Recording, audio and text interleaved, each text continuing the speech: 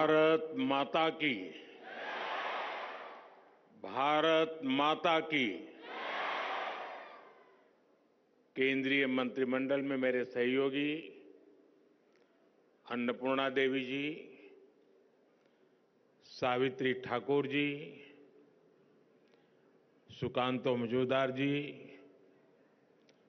अन्य महानुभाव, देश के कोने कोने से यहां आए सभी अतिथि और सभी प्यारे बच्चों, आज हम तीसरे वीर बाल दिवस के आयोजन का हिस्सा बन रहे हैं। 3 साल पहले हमारी सरकार ने वीर साहिबजादों के बलिदान की अमर स्मृति में वीर बाल दिवस मनाने की शुरुआत की थी। अब ये दिन करोड़ों देशवासियों के लिए, पूरे देश के लिए राष्ट्रीय प्रेरणा का पर्व बना है। इस दिन ने भारत के कितने ही बच्चों और युवाओं को अदम्य साहस से भरने का काम किया है। आज देश के 17 बच्चों को वीरता, इनोवेशन, साइंस और टेक्नोलॉजी, स्पोर्ट्स और आर्टिस्ट जैसे क्षेत्रों में सम्मानित किया गया है। इन सब ने दिखाया है कि भारत के बच्चे, भारत के युवा क्या कुछ करने की क्षमता रखते हैं। मैं इस अवसर पर हमारे गुरुओं के चरणों में, वीर साहबजादों के चरणों में श्रद्धापूर्वक नमन करता हूं। मैं अवार्ड जीतने वाले सभी बच्चों को भी बधाई देता हूं, उनके परिवारजनों को भी बधाई देता हूं और उन्हें देश की तरफ से शुभकामनाएं देता हूं। साथियों, आज आप सभी से बात करते हुए मैं उन परिस्थितियों को भी याद करूंगा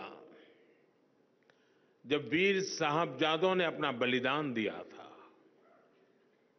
ये आज की युवा पीढ़ी के लिए भी जानना उतना ही जरूरी है और इसलिए उन घटनाओं को बार बार याद किया जाना ये भी जरूरी है।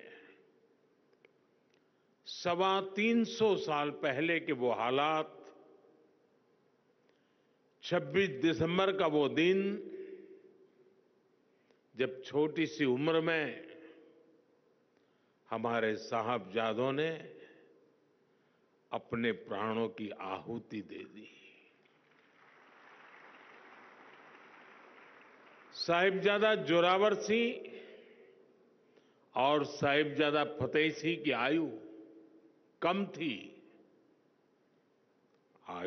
थी, लेकिन उनका हौसला आसमान से भी ऊंचा था।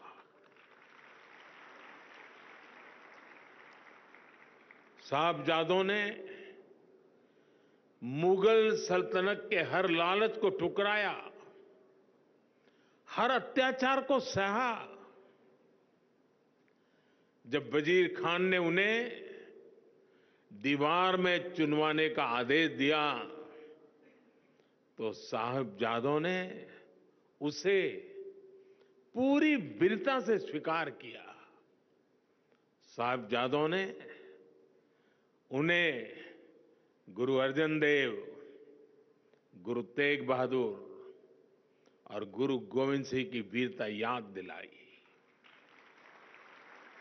ये वीरता हमारी आस्था का आत्मबल था। साहिबजादों ने प्राण देना स्वीकार किया, लेकिन आस्था के पथ से वो कभी विचलित नहीं हुए। वीर बाल दिवस का ये दिन हमें ये सिखाता है कि चाहे कितनी भी विकट स्थितियां आए, कितना भी विपरीत समय क्यों न हो, देश और देश हित से बड़ा कुछ नहीं होता। इसलिए देश के लिए किया गया हर काम वीरता है।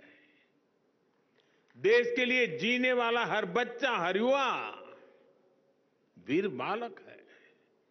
साथियों, वीर बाल दिवस का ये वर्ष और भी खास है।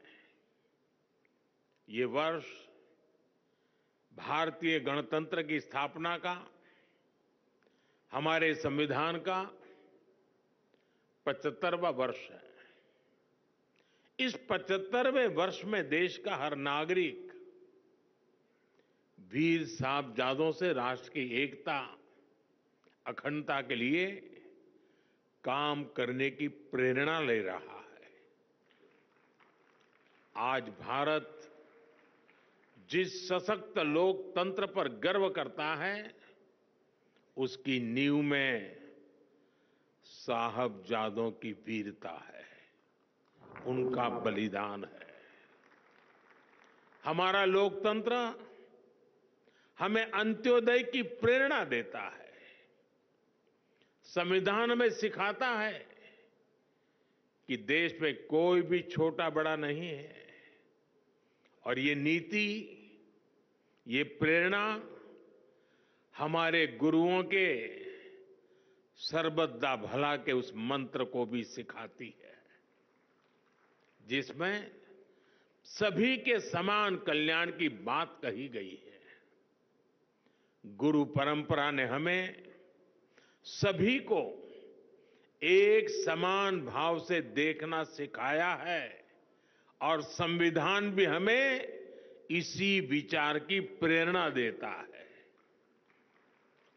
वीर साहिबजादों का जीवन हमें देश की अखंडता और विचारों से कोई समझौता ना करने की सीख देता है, और संविधान भी हमें भारत की प्रभुता और अखंडता को सर्वोपरि रखने का सिद्धांत देता है।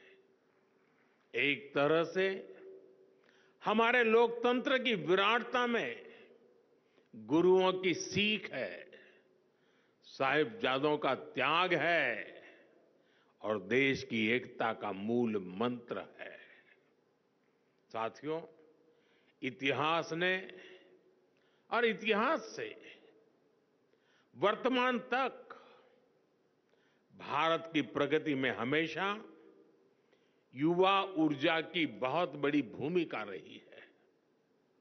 आजादी की लड़ाई से लेकर के 21वीं सदी के जन आंदोलनों तक भारत के युवा ने हर क्रांति में अपना योगदान दिया है। आप जैसे युवाओं की शक्ति के कारण ही आज पूरा विश्व भारत को आशा और अपेक्षाओं के साथ देख रहा है। आज भारत में स्टार्टअप से साइंस तक, स्पोर्ट्स से एंटरप्रेन्योरशिप तक युवा शक्ति नई क्रांति कर रही है। और इसीलिए हमारी पॉलिसी में भी युवाओं को शक्ति देना सरकार का सबसे बड़ा फोकस है। स्टार्टअप का इकोसिस्टम हो, स्पेस इकोनॉमी का भविष्य हो, स्पोर्ट्स और फिटनेस सेक्टर हो, फिनटेक और मैन्युफैक्चरिंग की इंडस्ट्री हो, स्किल डेवलपमेंट और इंटर्नशिप की योजना हो, सारी नीतियां यूथ सेंट्रिक है, युवा केंद्रीय है, नौजवानों के हित से जुड़ी हुई है। आज देश के विकास से जुड़े हर सेक्टर में नौजवानों को नए मौके मिल रहे हैं। उनकी प्रतिभा को, उनके आत्मबल को सरकार का साथ मिल रहा है। मेरे युवा दोस्तों, आज तेजी से बदलते विश्व में आवश्यकताएं भी नई हैं, अपेक्षाएं भी नई हैं और भविष्य की दिशाएं भी नई हैं। ये युग अब मशीनों से आगे बढ़कर मशीन लर्निंग की दिशा में बढ़ चुका है। सामान्य सॉफ्टवेयर की जगह एआई का उपयोग बढ़ रहा है। हम हर फील्ड में नए चेंजेस और नए चैलेंजेस को महसूस कर सकते हैं। इसलिए हमें हमारे युवाओं को फ्यूचरिस्टिक बनाना होगा। आप देख रहे हैं, देश ने इसकी तैयारी कितनी पहले से शुरू कर दी है। हम नई राष्ट्रीय शिक्षा नीति, नेशनल एजुकेशन पॉलिसी लाए। हमने शिक्षा को आधुनिक कलेवर में ढाला, उसे खुला आसमान बनाया। हमारे युवा केवल किताबी ज्ञान तक सीमित न रहें, इसके लिए कई प्रयास किए जा रहे हैं। छोटे बच्चों को इनोवेटिव बनाने के लिए देश में 10,000 से ज्यादा अटल टिंकरिंग लैब शुरू की गई है। हमारे युवाओं को पढ़ाई के साथ साथ अलग अलग क्षेत्रों में व्यावहारिक अवसर मिले, युवाओं में समाज के प्रति अपने दायित्वों को निभाने की भावना बढ़े, इसके लिए मेरा युवा भारत अभियान शुरू किया गया है। भाइयों बहनों, आज देश की एक और बड़ी प्राथमिकता है फिट रहना। देश का युवा स्वस्थ होगा तभी देश सक्षम बनेगा। इसलिए हम फिट इंडिया और खेलो इंडिया जैसे मूवमेंट चला रहे हैं। इन सभी से देश की युवा पीढ़ी में फिटनेस के प्रति जागरूकता बढ़ रही है। एक स्वस्थ युवा पीढ़ी ही स्वस्थ भारत का निर्माण करेगी। इसी सोच के साथ आज सुपोषित ग्राम पंचायत अभियान की शुरुआत की जा रही है। ये अभियान पूरी तरह से जन भागीदारी से आगे बढ़ेगा। कुपोषण मुक्त भारत के लिए ग्राम पंचायतों के बीच एक हेल्दी कंपटीशन, एक तंदुरुस्त स्पर्धा हो, सुपोषित ग्राम पंचायत विकसित भारत का आधार बने, ये हमारा लक्ष्य है। साथियों, वीर बाल दिवस हमें प्रेरणाओं से भरता है और नए संकल्पों के लिए प्रेरित करता है। मैंने लाल किले से कहा है, अब बेस्ट ही हमारा स्टैंडर्ड होना चाहिए। मैं अपनी युवा शक्ति से कहूंगा कि वो जिस सेक्टर में हो उसे बेस्ट बनाने के लिए काम करें। अगर हम इंफ्रास्ट्रक्चर पर काम करें तो ऐसे करें कि हमारी सड़कें, हमारा रेल नेटवर्क, हमारा एयरपोर्ट इंफ्रास्ट्रक्चर दुनिया में बेस्ट हो। अगर हम मैन्युफैक्चरिंग पर काम करें तो ऐसे करें कि हमारे सेमीकंडक्टर, हमारे इलेक्ट्रॉनिक्स, हमारे ऑटो व्हीकल दुनिया में बेस्ट हो। अगर हम टूरिज्म में काम करें तो ऐसे करें कि हमारे टूरिज्म डेस्टिनेशन, हमारी ट्रैवल एमेनिटी, हमारी हॉस्पिटैलिटी दुनिया में बेस्ट हो। अगर हम स्पेस सेक्टर में काम करें तो ऐसे करें कि हमारी सैटेलाइट्स, हमारी नेविगेशन टेक्नोलॉजी, हमारी एस्ट्रोनॉमी रिसर्च दुनिया में बेस्ट हो। इतने बड़े लक्ष्य तय करने के लिए जो मनोबल चाहिए होता है, उसकी प्रेरणा भी हमें वीर साहबजादों से ही मिलती है। अब बड़े लक्ष्य ही हमारे संकल्प है। देश को अपनी क्षमता पर पूरा भरोसा है। मैं जानता हूं भारत को जो युवा दुनिया की सबसे बड़ी कंपनियों की कमाल संभाल सकता है, भारत का जो युवा अपने इनोवेशन से आधुनिक विश्व को दिशा दे सकता है, जो युवा दुनिया के हर बड़े देश में, हर क्षेत्र में अपना लोहा मनवा सकता है, वो युवा जब उसे आज नए अवसर मिल रहे हैं तो वो अपने देश के लिए क्या कुछ नहीं कर सकता। इसलिए विकसित भारत का लक्ष्य सुनिश्चित है, आत्मनिर्भर भारत की सफलता सुनिश्चित है। साथियों, समय हर देश के युवा को अपने देश का भाग्य बदलने का मौका देता है।